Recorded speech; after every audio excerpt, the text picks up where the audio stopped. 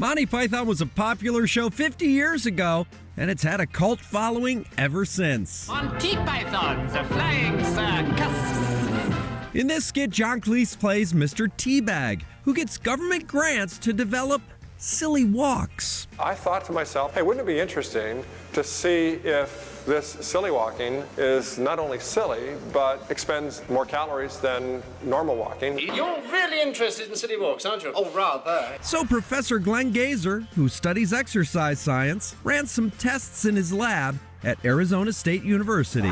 He discovered that silly walking is a serious workout. So we got 13 adults to come into our laboratory, and while they walked normally, they wore a device that allowed us to measure their energy expenditure. They calculated calories burned. I told them, we'd like you to take a look at the silly walks performed by John Cleese as Mr. Teabag and Michael Palin, who played the character of Mr. Pooty. Now I want you to walk like you did before, but I want you to try to recreate these silly walks to the best of your ability. Mr. Pooty's walk was only as intense as walking normally. It's not particularly silly, is it? We found out that the silliest walk by John Cleese, the Mr. Teabag character, raised energy expenditure by about 2.5 times that of normal walking. Teabag's walk was so intense it registered as vigorous exercise. And that would be enough, really, to meet the public health guidelines for exercise if people did this just about 11 minutes a day. So how can you add a silly walk to your workout? The average adult gets in about 5,000 steps a day.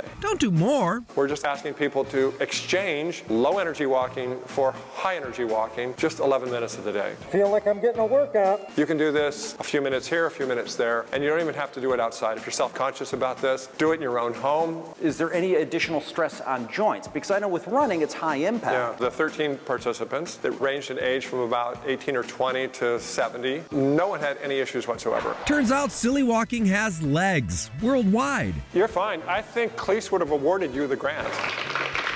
Glenn's study was published in a special edition of the British Medical Journal. It's hard to do because they have about a 96% rejection rate. And cities everywhere have signs like this promoting silly walking at crosswalks. From the nation of Norway to Tempe, Arizona. What are you doing to get more people in their daily lives to walk hither and yon using silly walks? We're counting on the media to do this. I'm your man. All right. I'm your man. We're going to make this happen. We're going to have America walking silly by the end of the year. By the end of the year, it's a noble goal. So let's go, people. Silly walk your way to better health.